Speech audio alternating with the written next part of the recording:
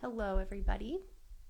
Welcome to this week's Purely OCD, where we will be talking about acceptance and OCD. I'm just waiting for Lauren Rosen to join.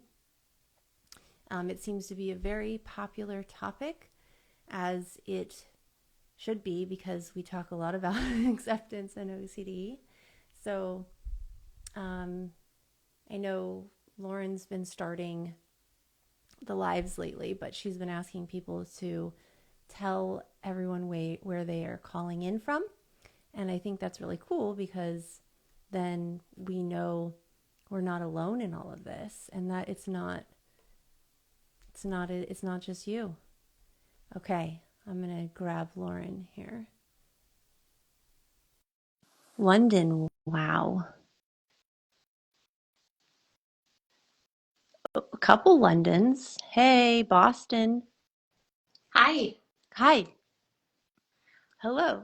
Hello. Good day to you. Oh, London, Ontario. Okay. Oh, not London, England. Well, Yeah. welcome from London, Ontario. That's awesome. Ireland. Very cool. Florida. Great accent. What did I? Oh, yeah. Ireland.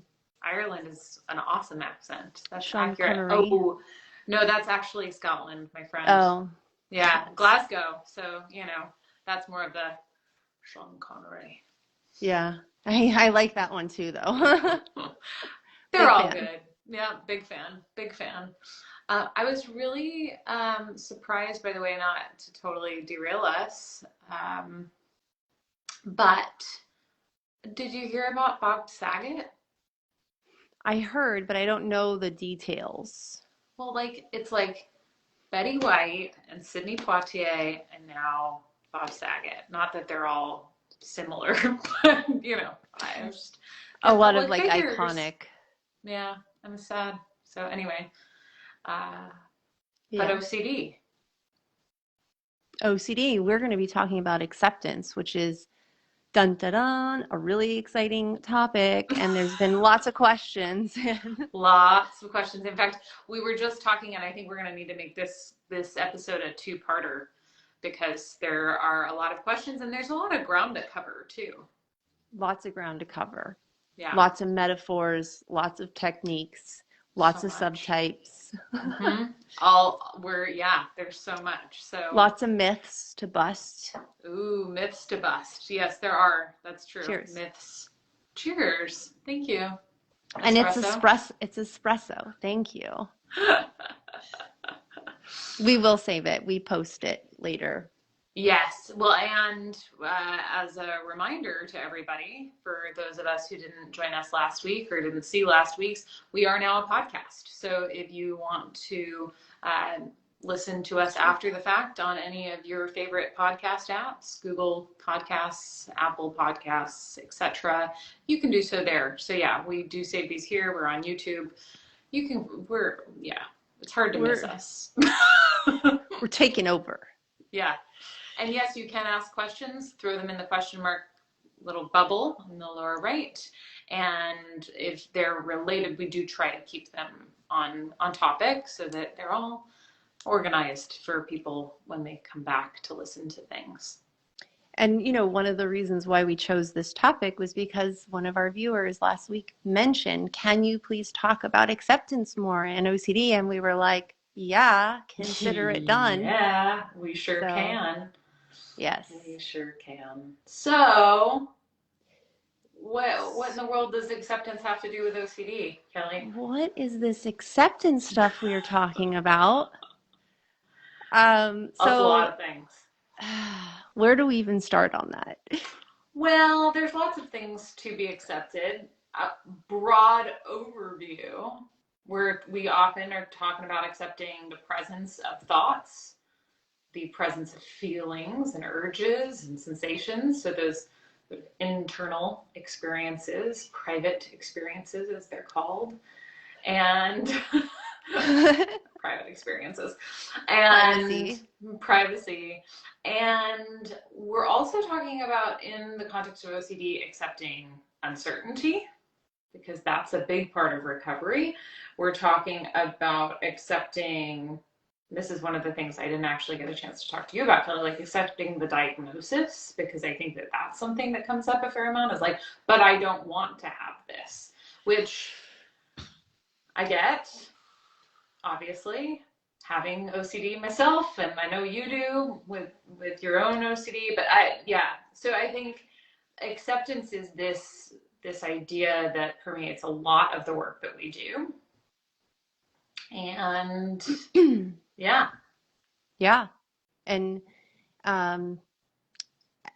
acceptance of, I keep thinking of Stephen Hayes's quote where and I could totally get this wrong, where he says acceptance, the goal is to not feel better, but to learn to feel better, right? So to experience it fully, but not with this goal that we are going to somehow make things better, is that we're going to feel all the things that humans are meant to feel, and that if we try to push it away or alter it in some way, we actually are causing a great deal of suffering. Right. And we're not, to your point, with the Stephen Hayes quote, like feeling it well. And the work of therapy really is in getting better at feeling your feelings, not in feeling less. Yep. Yeah. Feel more of the feelings. And believe me, I feel a lot of feelings. If anybody knows me on any personal level, girl, I am the most feely person there is. Okay. So many feels. All of the feels. I cried last night at Frozen too. I cry every time Olaf dies, and I'm out. I'm done. You're like, bye. Well, I'm not a crier, but I do feel a lot of feelings. I take that back. Okay. In certain circumstances, I am a crier. I have been I've been easy to tears at points in my life, but more than that, it's like, anxiety, sadness without the tears. There's so many of the feelings. Oh yeah. Yeah. So any questions? That's it for today, guys. All the feelings are there. Good luck. Yeah. And we're out. No, just kidding. Oh, I'm sorry. I spoiled it. This Frozen 2. Oh, dear. Well, doesn't he die in both? Like, he always is melting, this poor guy. Poor Olaf. Yeah. Okay. So I think that's sort of the sort of umbrella under which we're operating. But yeah, I think I'm curious, because I know that you wanted to check in about some acceptance and commitment therapy stuff. Maybe you could get us rolling on that, because there's a lot to do with acceptance in the realm of good old ACT. Yeah, acceptance commitment therapy, guys. So I'm going to use, this is not my own invention. This is Sam Harris. It's not Sam Harris. Sam Harris? Seriously right now? Russ Harris. Different guy. Totally different guy. Totally different guy. Probably like-minded a bit. But anyways, Russ Harris. Mm-hmm. It's because I was listening to him this morning. I'm sorry. I'm derailing us. Wait, you were listening to Sam Harris this morning? Yeah, I was listening. Meditation? Yeah. Nice. Yeah. Yeah. It sent me on a really good existential spin. It was great. Okay. He's good at that. He's so good at it. He's a great existential exposure. Anyway. He is. Anyways, Russ Harris, who's, a huge force in the world of ACT, and he's written a lot of great books, one of which is The Happiness Trap. I recommend you get it and you read it multiple times throughout your life, because it's definitely impacted mine. But he uses this idea, this metaphor, as a way to express the difference between fusion and diffusion, which is being so fused with your thoughts that you believe them to be true, or on some varying degree, very true, which is people who have OCD. And then diffusion, which is really more acceptance, right? So this is what he does. He writes, I posted it on my stories because I actually had this thought this morning.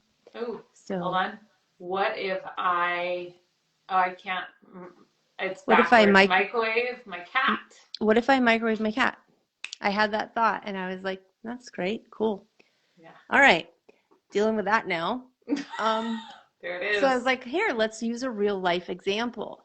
So he says, and if you have a piece of paper, please get it out and write down your feared thoughts, because this is what we're doing. Or don't. You can do it later, whatever you want. Well, It's I want fine. to play. I'm going to think of a Okay. thought. Go ahead. Okay. So now if we think of fusion, people who have OCD, we often go like this, right? Like right up in it. Right up in it. This is it. This is all I can think about. Yeah. Right? This is it. I I am can't the even see same. you. That's You can't see how me. fused you are with this thought. So when we actually do it, we're what do we notice? You can't see me. I can't see you. No. You Nope. can probably see the reflection of my ring though. That's cool. Yeah. I can't really, I can only hear myself reverberating off of this, right? Kelley. I have peripheral, but it's very limited. Yeah. And I'm just sucked in with this. So he talks about this is not acceptance, right? This is total fusion, and we're missing the reality of all the stuff that's going on around us, right? Because it's not just this thought that's happening. We're missing other things and joy in the world, and we're only focusing here. And he says if we push it away and we're like, don't have this thought, it becomes very exhausting and our arms and muscles get really tired. And it also just doesn't work. It's still there. Right. No matter And how he's far saying, away it is from your face. By the way, for anyone who's listening, because I realize this is not going to translate into our podcast format, Kelley had the clipboard like right up to her face initially, and then when she's pushing it away, she's like holding it as far away from her body as she can, and she's all tight and clenched, and that's the sound of the image. Yeah, far away, pushing it away, cringing your eyes at it, getting almost resentful or angry that you have to push it away, right? Like it's a duty and a job now. It's very, there's a lot of anger there. I feel it come up anyways. For sure. I agree. And so the acceptance piece would be just gently laying the piece of paper down, the clipboard down, the feared thought down on your lap or on the table. It's still there, right? But we've let go of the tug of war. We've dropped the rope. And now we're just sitting with, I can shift my attention to the present moment, which is having a conversation with my very dear friend and all of you, while having this thought about microwaving Maud on my desk. And I can choose now to look at it and notice it and observe it as words, and then I can choose to come back. It is choice. It is about willingness. And ACT, they talk about them as synonymous, willingness and acceptance. Interesting, yeah. Absolutely.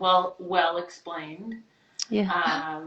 And I think it's interesting. So somebody just said, any thoughts on OCD making someone make their circle very, very small, how to get out of that tiny bubble. I think that's exactly what you were just talking about, is that when you are hyper focused on this thing and trying to get rid of it and not wanting it, right? Like the antithesis of acceptance, it does make your circle very small. Your world becomes the word on the piece of paper that is like basically glued to your forehead. You miss so much of your life. Yes. In fact, I was just having a conversation about this with a friend, that it's like it's if you're having to navigate those thoughts in a way that like is resistant of them, your whole life is consumed. It's constant. So if you want to widen your circle, and I'm not like giving you direct advice, but generally speaking, widening your circle looks like putting the piece of paper in your lap and letting it be part of the picture without letting it be the whole thing. Yes, well said. And, it's not just, I'm talking about it through the lens of OCD, but in ACT, they talk about it very broadly of any distressing or uncomfortable experiences, right? Like sadness, It's not just a thought. It could be a feeling. Yeah. And there's a lot Yes. of things that are not just compulsive, that are avoidant behaviors. It could be drinking or using a substance, right? Like avoiding other people. Yes. So, Experiential avoidance is something that is mhm. a very, there's a lot of things that you can do to try to avoid your experience. Yes. Yes. I've tried many of them. I'm I too don't. scared to try a lot of them, but 0 out of 10 would not recommend. yeah, I wouldn't recommend the ones I've done. No, no, So, not very effective. So yeah, so in terms of what we can do about, and just as a reminder too, if you have questions, throw them in the question mark bubble because it's hard to see them going by. Um, Always. I did see someone say, I have a bad phrase in my head that I told myself not to say in my head now. I can't stop. How do I accept this? well, so glad you asked. First of all, we can't give direct advice, Yeah. however, because it's not therapy or a replacement for therapy, but It leads us to diffusion techniques, right? that's right. That's right. Which is how do we actually, now that we get the concept, and if you don't get it, please, ask, and maybe we'll clarify if we can. Yeah. But you get the gist of it. So now how do we actually do the thing? Which is Yes. always the question I hear is like, well, how do I do it though? Right. Right. Well, do you wanna lead some of these techniques, these cool Ooh. tips and tricks? I think that yeah, we'll both have our go at them. I think essentially, so cognitive diffusion is, it's not diffuse like a diffuser with oils and smells. It's Yeah, it's not with D. an I, it's an E. Yeah, it's a made up word from act, diffuse. And the idea is that you're getting some space, right? You're putting the piece of paper in your lap. So how do we take the word, the phrase, whatever, and get it some space from it? There are these techniques. We call them diffusion techniques. And one of my personal favorites is, and one that we use quite a bit together, is the old give it a voice, give it a funny voice technique. And this is not, to be clear, anytime that it then becomes about proving that the thought isn't a genuine reflection of what you want, we're now venturing into the land of compulsion, which is not helpful. We're not trying to get certainty that this thought doesn't mean something. We're just trying to see it as a thought. Could be true, Like, could be false, but yes.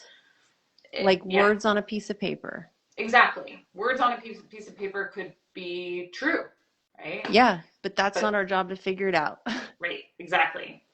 So when I say funny voice, what I'm saying is let's put the thought itself, and since we were talking about mod in the microwave, um, we might consider, Like a valley girl, right? Like, oh my gosh, what if you just like put that cat in there and then hit start? like, For reals? whoa, like for real, you might just do that. You might put your cat in the microwave, or Good old Darth. Yeah. you are going to put your cat in the microwave. It's true. Ooh, that was you did a good sound. That was very impressive. I've done it a lot with my younger clients. They really enjoy it. That's So I have a very, lot of practice yeah, in it. But very authentic, we're highly. laughing though, but when you first do these, you might not be laughing. That doesn't Mm-mm. mean it's not working though. It's that you are now allowing that scary thought to be there with a little more lightness to it. Yeah, but it's just, oh, it is a thought, right? It's a thought that Darth Vader could say just as easily as my mind says. They're words. And so now the piece of paper is further away from us. Doesn't mean we're not also going to have a strong emotional experience of it. Just means that it's not our de facto reality. Mm-hmm. Exactly. You want to So throw out Silly another voices. Yeah, example? let's do it. So another one, which I actually remember I was reflecting last night when I couldn't sleep and it was 4 a.m. and it was my fourth time trying to fall asleep. I Mm. was like, oh, I remember back in the day when we first started our friendship. And I Mm. think one of the things we bonded over was like, oh, I notice that I'm having the thought that fill in the blank. And I think Mm-hmm. it started in a staff meeting, but that's okay. We'll talk about that another day. Um, Definitely gonna want to refresh on that, but yeah, yes. but the idea there is because ACT, acceptance commitment therapy, is based out of relational frame theory. What is it? Yes, I Yes, got it. RFT, you nailed it, man. Oh, for once Yeah. it sunk in. Okay. Which The is all gub about gub, language. Yeah, the gub gub. which is not going to mean any. Should we explain the gub gub? Sure, do it. Yeah. So, relational frame theory, the idea is that, I'm going to butcher this, No, you won't. that we are like everything that we experience through language is put into these frames. Like we see things as connected to one another. So, and we draw these connections. It's pretty impressive, actually. And children, like young children, can begin to do this as well. I'm not sure on the ages developmentally offhand, but essentially, that if we make up this creature, I didn't make it up, Stephen Hayes made it up, I think, the gub gub. And if we show a picture and say, this is a gub gub, and then we also say that the gub gub makes the sound woo. How did I do? That's pretty You did it. accurate. You did it. Totally. Woo. So if the gub gub says woo, right? If I then say to like even a young child, at a certain developmental stage, what does that say? And I point to the picture that I've identified as the gub gub. They'll say woo, right? Like that. This is the connections that we draw. We are able to do so much of this in our minds, right? Like it's as I said, pretty remarkable. And so Through language, mind through you. language, just through abstraction, through, Mm-hmm. yeah. And So obviously, language is important, guys. The way we talk about things. Shocking. it's important. Especially, and even when you're talking about things that don't even exist, like gut guts. Like gub gubs. So, but I derailed us a little bit to sort of clarify relational frame theory. So you were Mm-hmm. saying, So the idea is that when people are having a thought like, what if or I'm a person who, let's use a different subtype other than microwaving a cat, like, relationship OCD, because someone had asked yeah, about our OCD, yeah, is this thought that I'm with the wrong person, right? I'm yes, with the wrong partner. yep, So when we say that, I am with the wrong partner, our brain processes that as, yeah, you're with the wrong partner.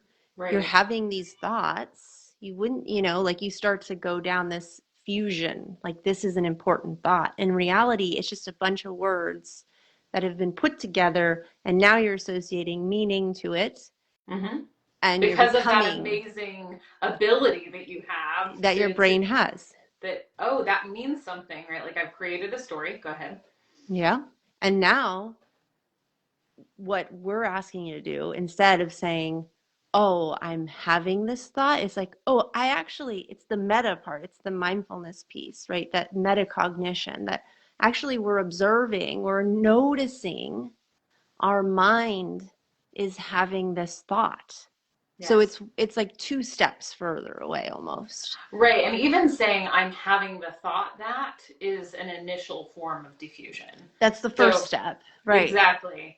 And when you're completely fused, you're not even aware that you're having a thought. You're just in it. You're just in it. You are that thought. Yeah. Oh my Just gosh, I am in the wrong relationship. Well, am I? Maybe I am. Well, I should probably, yes, exactly. You're fused. You got a clipboard as, a face. clipboard to face. Kind of like Patrick. with the and duck. his duck. And his Yeah. duck. Yeah. So, Yeah. So if you, yeah, sorry, you were saying though that well, if no, you, so then that's it. That's the end of the technique, is that yes, when it's happening, right, is noticing, ah, I notice that. Even, I find it helpful, like when pointing out compulsive behaviors, like, oh, I notice this urge to want yes, to do this instead of, I have to do this. Like, no, right, it's a choice. yes, It's a hard, difficult choice, and it is a choice nonetheless. You have the agency to do this. yep, Do not sell yourself short here. yeah, yeah. Don't talk smack about yourself. Yeah. Essentially, a couple of things came by. First of all, somebody was asking about health anxiety and how this relates. I think generally speaking, most of the things that we say on this podcast, even though it's purely OCD and we're talking about OCD, anxiety, generalized anxiety, health anxiety, social anxiety, phobias, agoraphobia, panic disorder, all of the things tend to operate in essentially the same way. So, that's at least from a process standpoint. If I'm working with a client, I'm conceptualizing it in a very similar way. Intolerance of thoughts, intolerance of feelings, intolerance of uncertainty. The other thing that came up a couple of times, which might be an interesting transition, is derealization.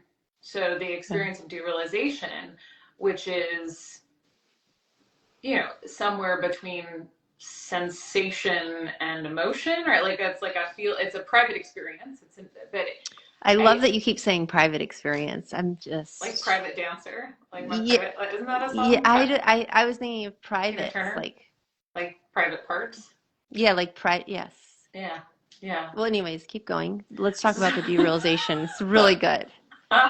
So, yes, I like we can't again give you direct pointers, but generally speaking, when we work with derealization, we're talking about accepting a feeling, an experience, an emotion, right? Like a sensation or a sensory, some amalgam of all of those things, and ultimately, it is just another experience, and we might want to control it and fix it and change it and all of those things. And yet, if we are accepting of it, this is ultimately a much better approach because we can't change it. Anyone who's tried to change an internal experience like thoughts or feelings or like derealization, I've had derealization before and I've resisted it and it doesn't work. It doesn't get rid of it. It just makes me now annoyed and pissed off and frustrated that I'm experiencing derealization in addition to experiencing the derealization. Do you think we could just really, and I'm sorry, why Mm-hmm. am I saying I'm sorry? I'm not going to say I'm sorry. Um, Redact. could you redact? Gone. It didn't happen. Could we clarify the difference between dissociation and derealization? Because I do think, and I don't think that, I'm not assuming this person has it wrong, but I do think a lot of people get confused between the two.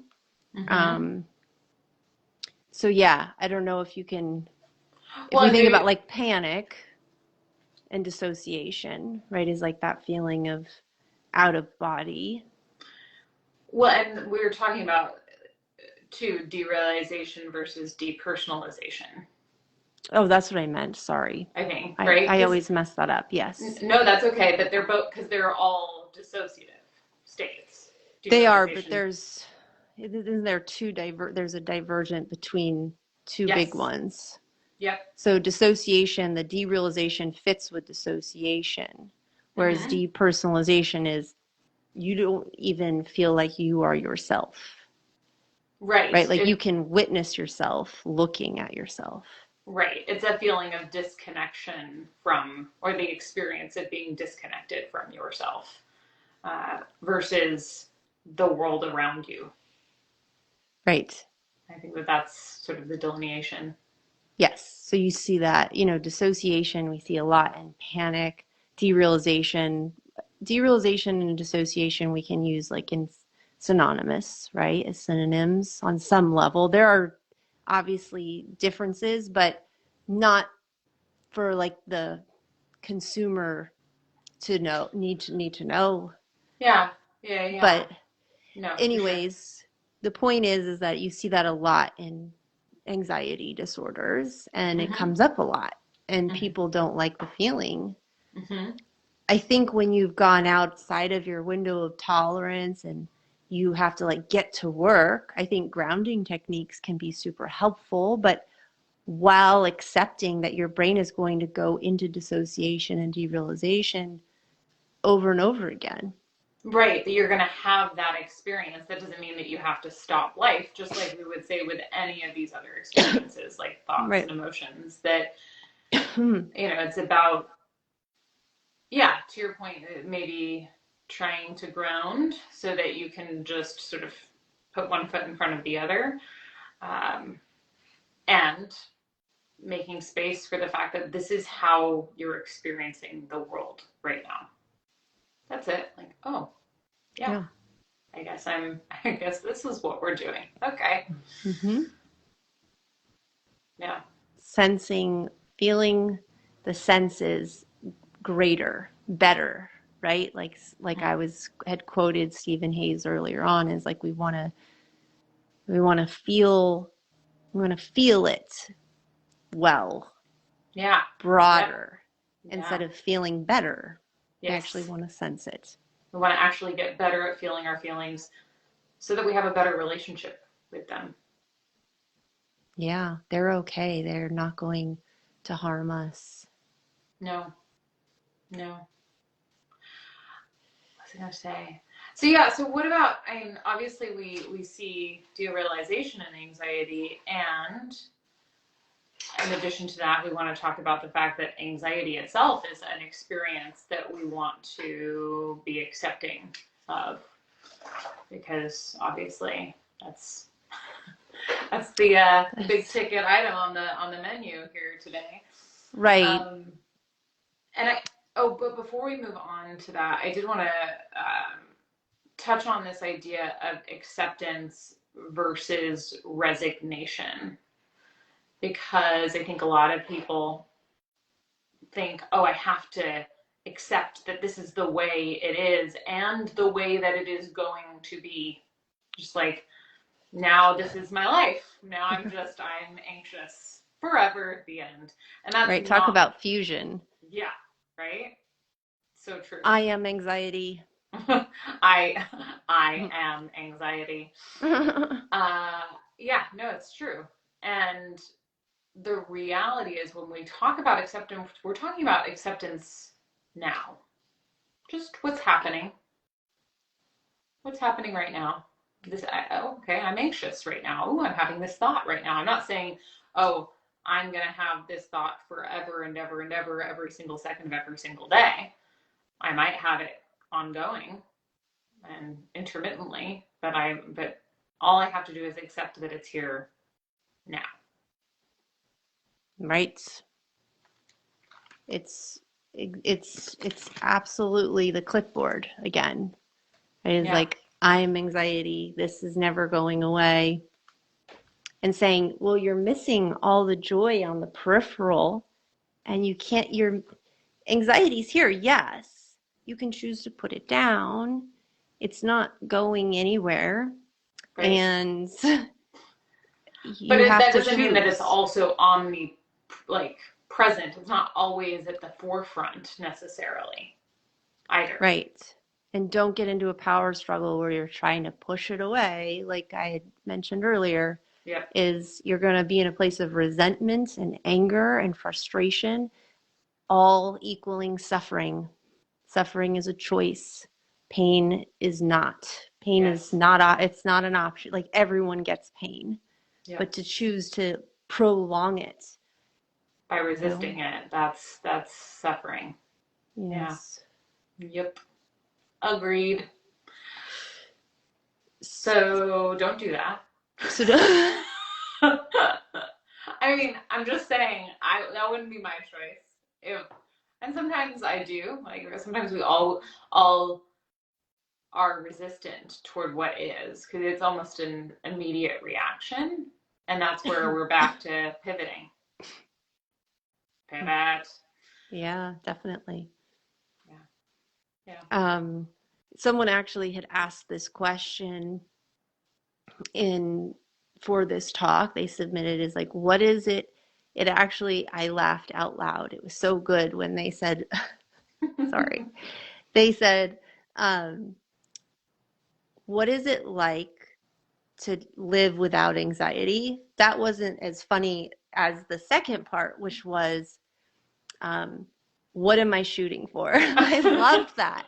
I just so appreciate, I laugh because I so get that. I so appreciate where your mind's coming from to ask a question like that, Yeah. is like, yeah, because that's what you think. You go to an anxiety specialist and they're like, no, you're going to feel more anxiety.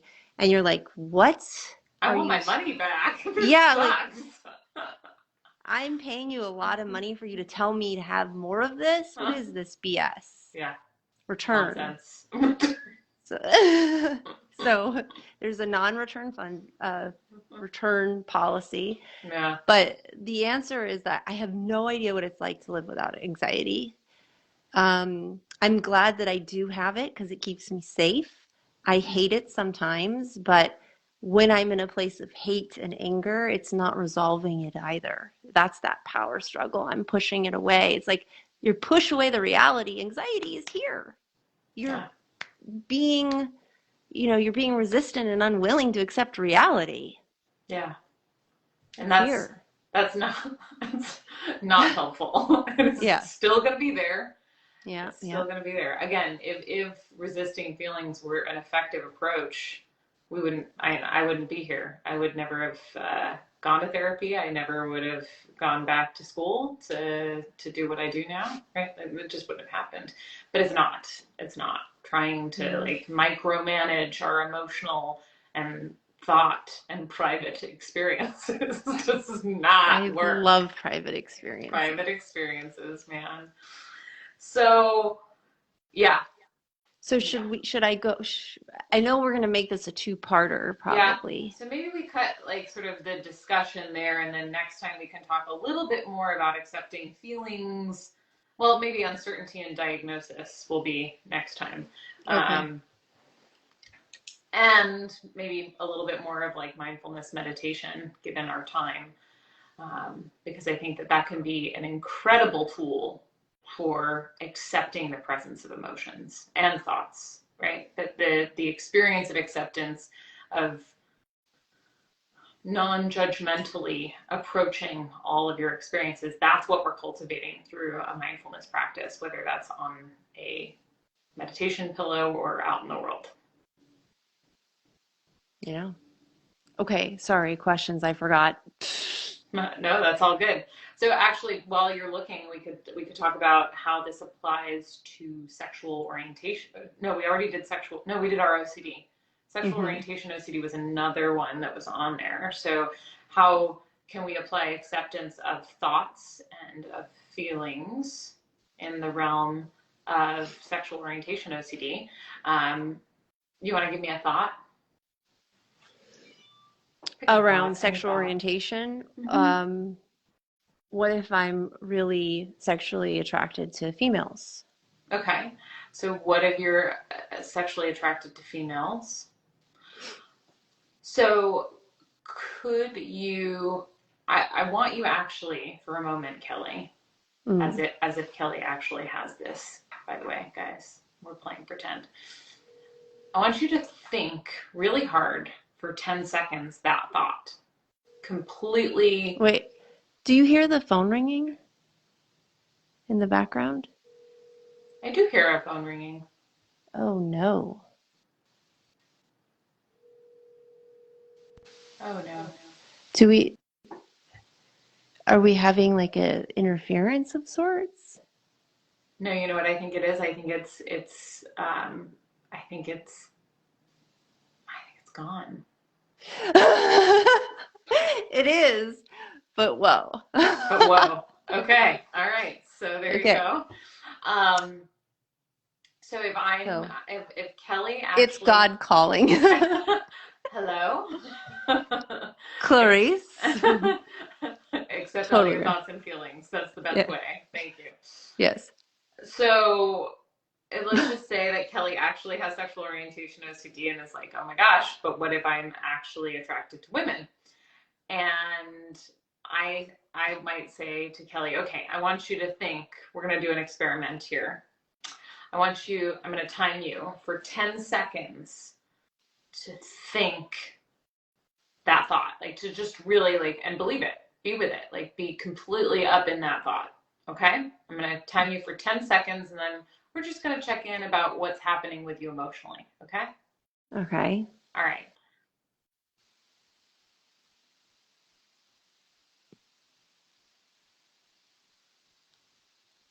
Okay. 10 seconds is up. How do you feel right now emotionally? Um, Overwhelmed. Overwhelmed. Okay. Yeah. Okay. Anxious a little bit? A little, really anxious. I feel sick. I Hmm. feel nauseous. Okay. Um, Big feels.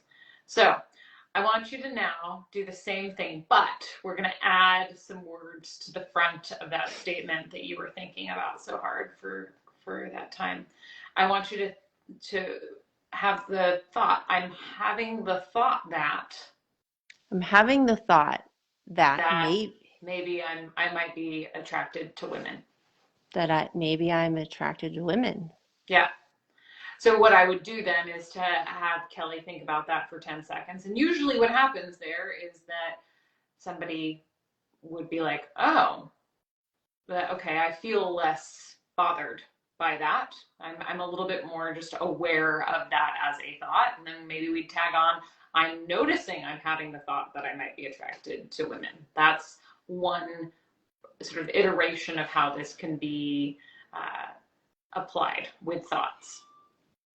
Right. And you can also do this as saying it out loud really fast if we're talking about relational frame theory Mm. and how language plays such a huge role is that if you actually say it very fast on a loop, right? Like maybe I'm really attracted to women. Oh, I'm really attracted to women. I'm really attracted to women. I'm really attracted to women. I'm really attracted to women. It just starts to sound like a sound.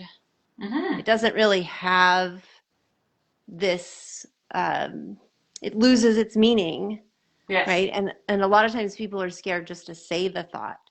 So that Yes. can always be a good step in that direction is just say it a lot, say it fast, say it with a silly voice, sing it, Yeah. but we're not going to fuse with it. Yeah. We're going to notice it.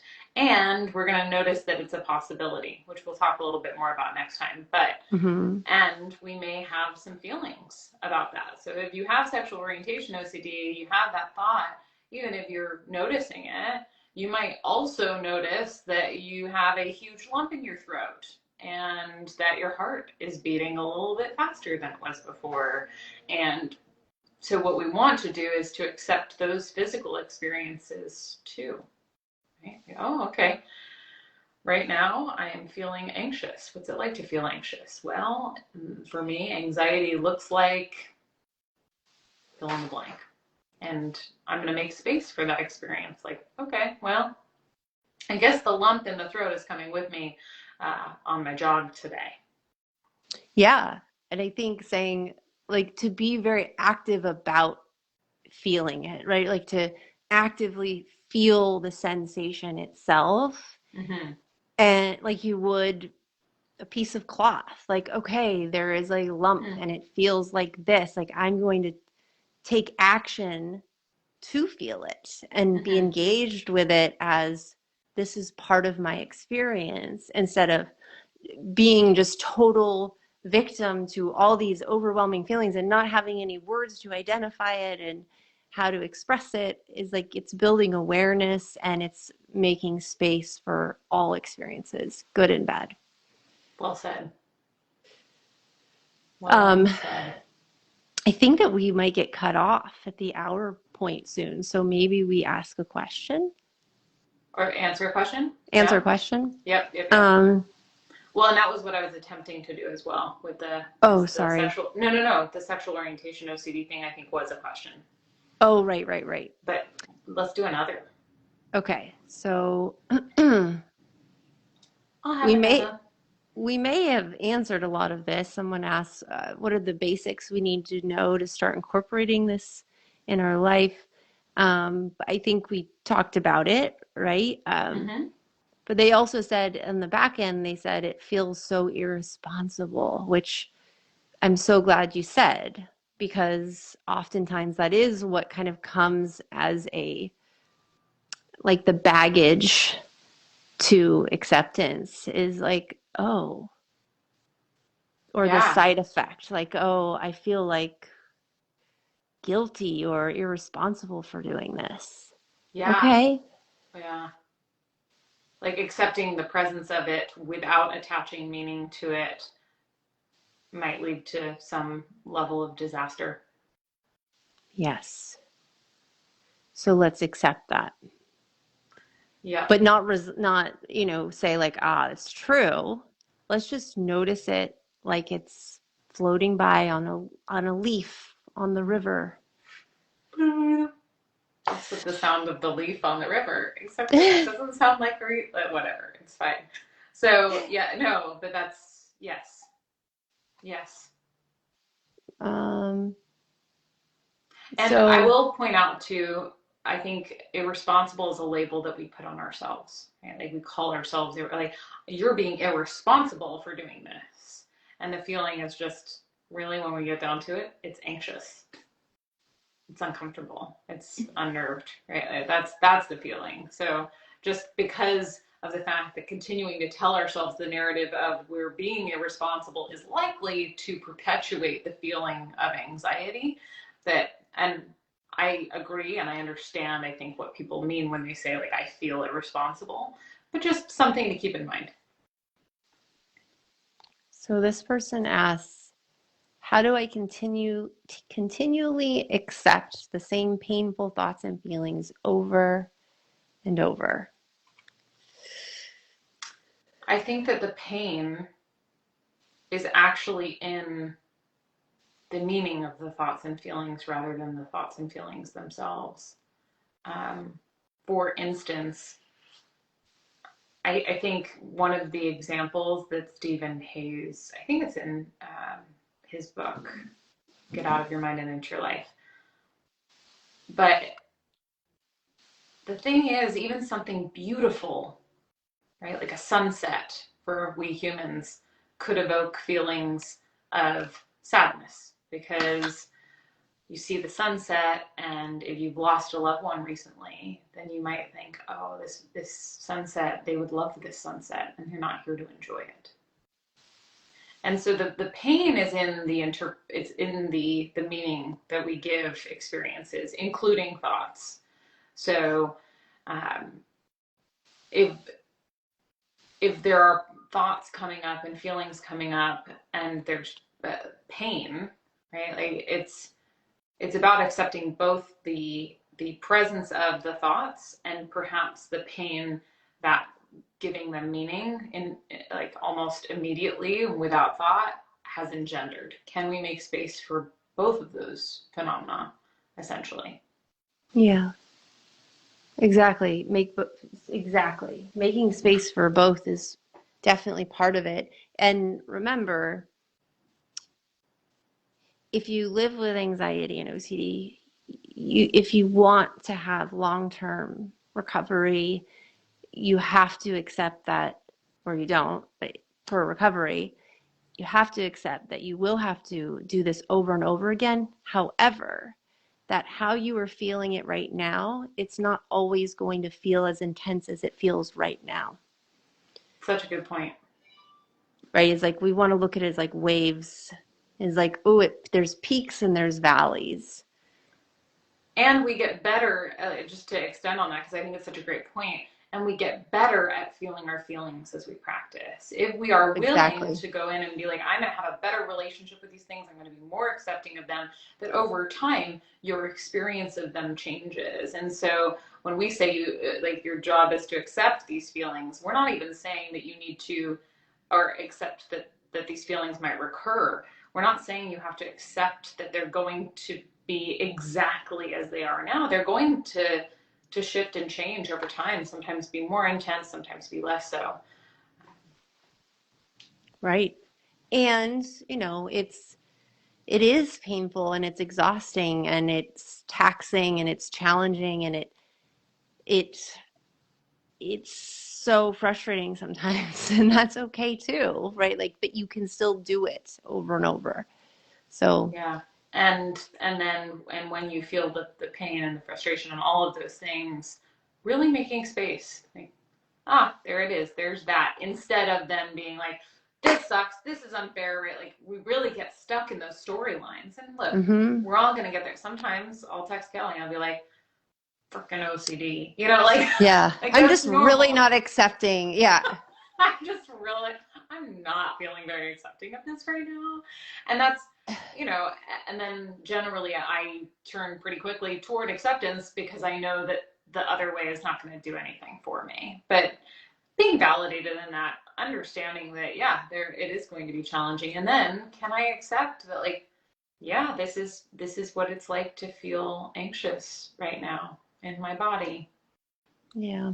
It is what it is. Like, and it could just as easily be excitement, right, with the physical sensations because they're the same thing.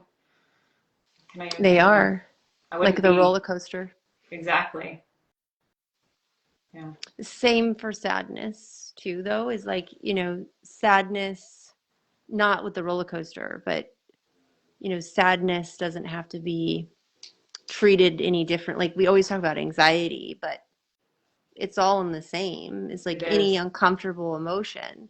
We do have to meet it with the same reaction But we're time and time again. best served by, anyway, to your point earlier. Like, you don't have to, but Yeah, it's a choice. It's a choice.